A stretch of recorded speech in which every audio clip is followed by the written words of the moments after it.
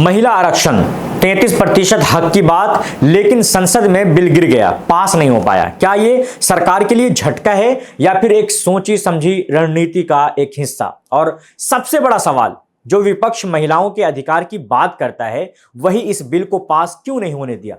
आखिर महिला आरक्षण बिल के आड़ में सरकार की क्या मंशा थी? आइए जानते हैं इस वीडियो में। मैं हूं कामरान सैफ और आप देख रहे हैं इनकलाब हिंदी। शुक्रवार को लोकसभा में महिला आरक्षण और परिसीमन से जुड़ा 131वां संवैधानिक संशोधन विधेयक गिर गया, पास नहीं हो पाया। 2 दिन की बहस के बाद वोटिंग हुई। समर्थन में 298 वोट पड़े और विरोध में 230 वोट। लेकिन संवैधानिक संशोधन के लिए 2/3 बहुमत जरूरी होता है, जो सरकार के पास नहीं था, इसलिए बिल पास नहीं हो सका। पिछले 12 साल में पहली बार मोदी सरकार का कोई संवैधानिक संशोधन बिल गिरा है, पास नहीं हो पाया, इसलिए इसे बड़ा राजनीतिक घटनाक्रम माना जा रहा है। अब समझते हैं कि मामला क्या है। महिला आरक्षण बिल के तहत लोकसभा और विधानसभा में महिलाओं को 33% आरक्षण देने की बात कही गई है। सरकार कहती है कि यह महिलाओं को राजनीति में बराबरी का हक देगा, लेकिन विवाद यहां से शुरू होता है कि सरकार ने इस बिल को परिसीमन यानी डिलिमिटेशन के साथ जोड़ दिया। यानी पहले सीटों का नया बंटवारा होगा, फिर उसी के आधार पर आरक्षण लागू होगा। विपक्ष यहीं पर विरोध करता है। विपक्ष का कहना है कि महिला आरक्षण का हम समर्थन करते हैं, लेकिन इसे परिसीमन से जोड़ना गलत है। उनका आरोप है कि सरकार महिला आरक्षण के नाम पर चुनावी नक्शा बदलना चाहती है और उसके आड़ में जो 2 अलग बिल है उसको पेश करना चाहती है। कांग्रेस नेता राहुल गांधी ने इसे इलेक्टोरल मैप बदलने की साजिश बताया। वहीं कार्ति चिदंबरम का कहना है कि इसे दक्षिण भारत के राज्यों का नुकसान हो सकता है। दरअसल परिसीमन के बाद लोकसभा सीटों की संख्या बढ़ेगी, 543 से ज्यादा सीटें बढ़ेंगी और आबादी के आधार पर सीटें तय की जाएंगी। इसका असर यह हो सकता है कि उत्तर भारत में सीटें बढ़ें और दक्षिण भारत का प्रभाव कम हो जाए। यही वजह है कि तमिलनाडु समेत कई दक्षिणी राज्यों ने इसका जमकर विरोध किया है।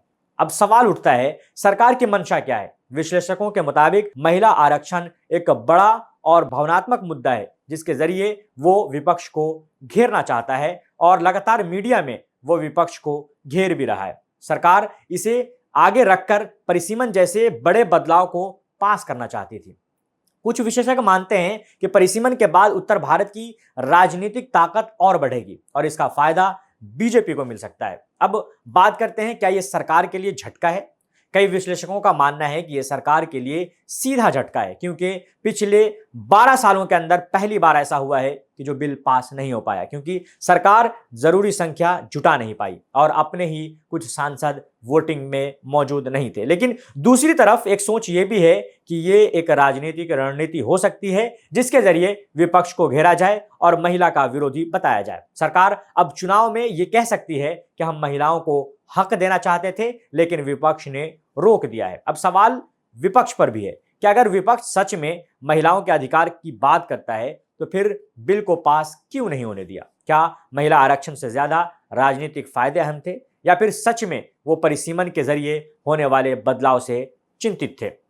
सच्चाई शायद दोनों के बीच है। सरकार महिला आरक्षण के साथ परिसीमन भी लाना चाहती थी और विपक्ष महिला आरक्षण के पक्ष में होते हुए भी परिसीमन का विरोध कर रहा था, क्योंकि विपक्ष का कहना था कि 2023 में जो सर्वसम्मति से पास हुआ था उस बिल को आप लागू करें, और इसी टकराव में बिल फंस गया। सरकार ने 2023 के महिला आरक्षण कानून की अधिसूचना जारी कर दी है। यानी यह मुद्दा अभी खत्म नहीं हुआ है, आने वाले समय में यह फिर से सामने आ सकता है।